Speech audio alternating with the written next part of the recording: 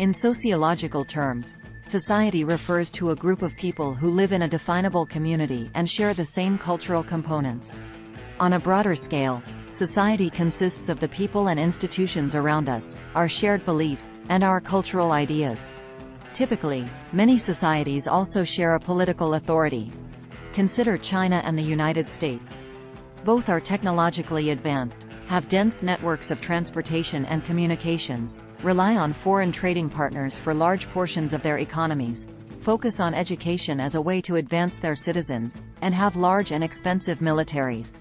Both countries have citizens that may be largely satisfied with their governments and ways of life, while still holding some degree of distrust or discontent regarding their leaders. And both have a rural versus urban disparity that can cause tension and economic inequality among the population. An individual family or even a whole office full of people in one of the countries may look and act very similarly to families or offices in the other country. But what is different? In China, a far greater percentage of people may be involved in manufacturing than America.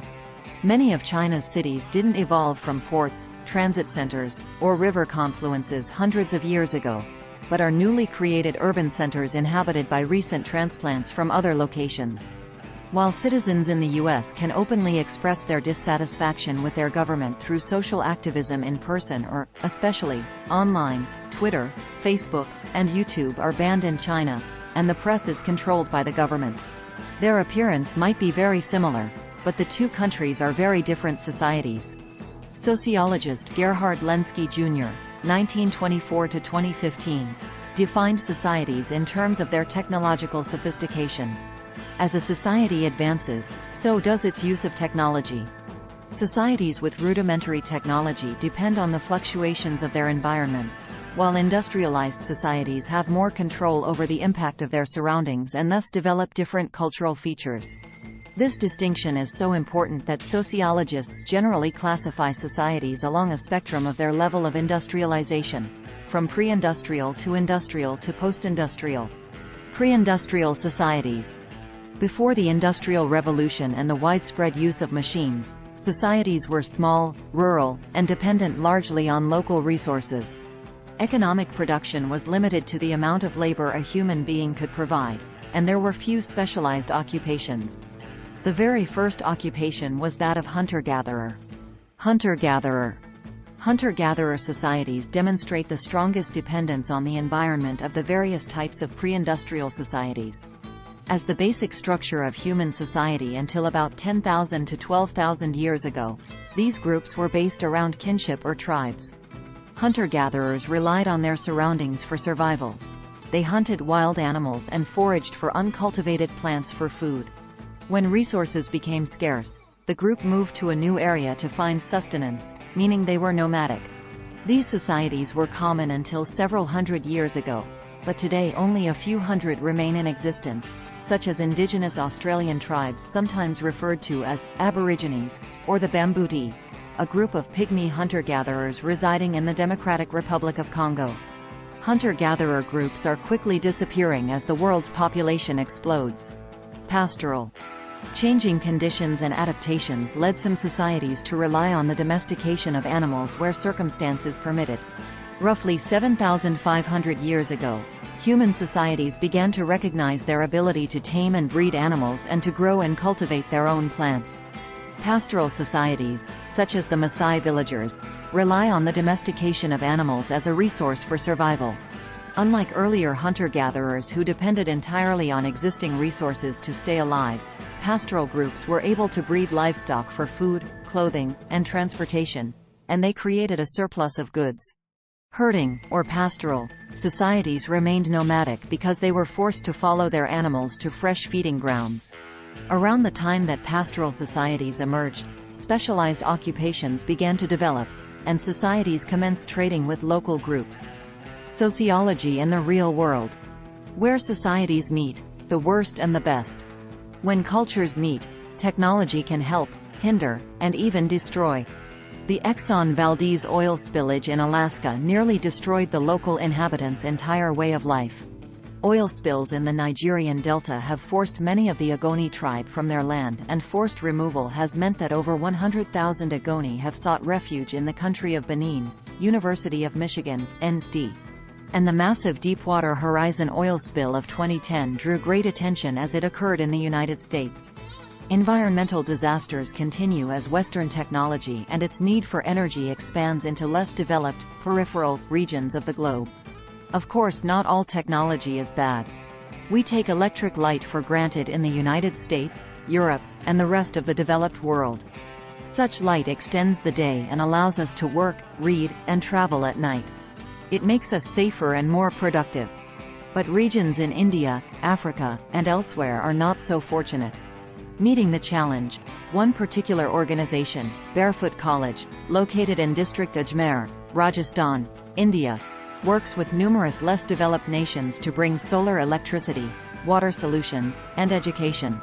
The focus for the solar projects is the village elders. The elders agree to select 2 grandmothers to be trained as solar engineers and choose a village committee composed of men and women to help operate the solar program.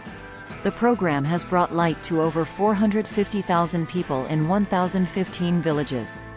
The environmental rewards include a large reduction in the use of kerosene and in carbon dioxide emissions.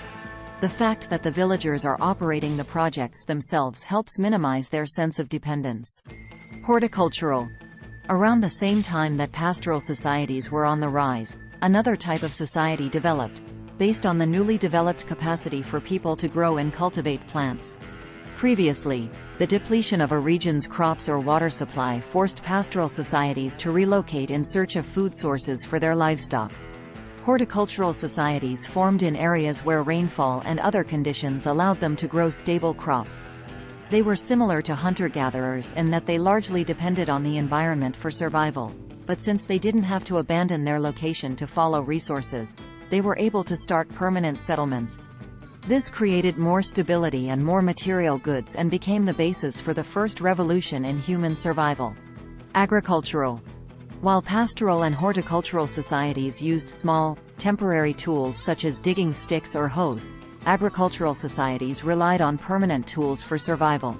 Around 3000 BCE, an explosion of new technology known as the Agricultural Revolution made farming possible and profitable. Farmers learned to rotate the types of crops grown on their fields and to reuse waste products such as manure as fertilizer, which led to better harvests and bigger surpluses of food. New tools for digging and harvesting were made of metal, and this made them more effective and longer lasting. Human settlements grew into towns and cities, and particularly bountiful regions became centers of trade and commerce. This is also the age in which people had the time and comfort to engage in more contemplative and thoughtful activities, such as music, poetry, and philosophy. This period became referred to as the dawn of civilization, by some because of the development of leisure and humanities. Craftspeople were able to support themselves through the production of creative, decorative, or thought-provoking aesthetic objects and writings.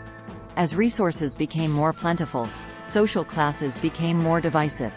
Those who had more resources could afford better living and developed into a class of nobility. Difference in social standing between men and women increased. As cities expanded, ownership and preservation of resources became a pressing concern. Feudal. The 9th century gave rise to feudal societies. These societies contained a strict hierarchical system of power based around land ownership and protection. The nobility, known as lords, placed vassals in charge of pieces of land. In return for the resources that the land provided, vassals promised to fight for their lords. These individual pieces of land, known as fiefdoms, were cultivated by the lower class. In return for maintaining the land, peasants were guaranteed a place to live and protection from outside enemies. Power was handed down through family lines, with peasant families serving lords for generations and generations. Ultimately, the social and economic system of feudalism failed and was replaced by capitalism and the technological advances of the industrial era. Industrial society. In the 18th century, Europe experienced a dramatic rise in technological invention, ushering in an era known as the Industrial Revolution. What made this period remarkable was the number of new inventions that influenced people's daily lives. Within a generation, tasks that had until this point required months of labor became achievable in a matter of days. Before the Industrial Revolution, work was largely person or animal-based, and relied on human workers or horses to power mills and drive pumps. In 1782, James Watt and Matthew Boulton created a steam engine that could do the work of 12 horses by itself. Steam power began appearing everywhere. Instead of paying artisans to painstakingly spin wool and weave it into cloth, people turned to textile mills that produced fabric quickly at a better price and often with better quality. Rather than planting and harvesting fields by hand, farmers were able to purchase mechanical seeders and threshing machines that caused agricultural productivity to soar. Products such as paper and glass became available to the average person, and the quality and accessibility of education and healthcare soared. Gas lights allowed increased visibility in the dark, and towns and cities developed a nightlife. One of the results of increased productivity and technology was the rise of urban centers. Workers flocked to factories for jobs, and the populations of cities became increasingly diverse. The new generation became less preoccupied with maintaining family land and traditions and more focused on acquiring wealth and achieving upward mobility for themselves and their families. People wanted their children and their children's children to continue to rise to the top, and as capitalism increased, so did social mobility. It was during the 18th and 19th centuries of the Industrial Revolution that sociology was born. Life was changing quickly, and the long-established traditions of the agricultural eras did not apply to life in the larger cities. Masses of people were moving to new environments and often found themselves faced with horrendous conditions of filth, overcrowding, and poverty. Social scientists emerged to study the relationship between the individual members of society and society as a whole. It was during this time that power moved from the hands of the aristocracy and old money to business-savvy newcomers who amassed fortunes in their lifetimes. Families such as the Rockefellers and the Vanderbilts became the new power players and used their influence in business to control aspects of government as well. Eventually, concerns over the exploitation of workers led to the formation of labor unions and laws that set mandatory conditions for employees. Although the introduction of new technology at the end of the 19th century ended the industrial age, much of our social structure and social ideas, like family, childhood, and time standardization, have a basis in industrial society. Post-industrial society. Information societies, sometimes known as post-industrial or digital societies, are a recent development. Unlike industrial societies that are rooted in the production of material goods, information societies are based on the production of information and services. Digital technology is the steam engine of information societies, and computer moguls such as Steve Jobs and Bill Gates are its John D. Rockefellers and Cornelius Vanderbilts. Since the economy of information societies is driven by knowledge and not material goods, power lies with those in charge of storing and distributing information. Members of a post-industrial society are likely to be employed as sellers of services, software programmers or business consultants, for example, instead of producers of goods. Social classes are divided by access to education, since without technical skills, people in an information society lack the means for success.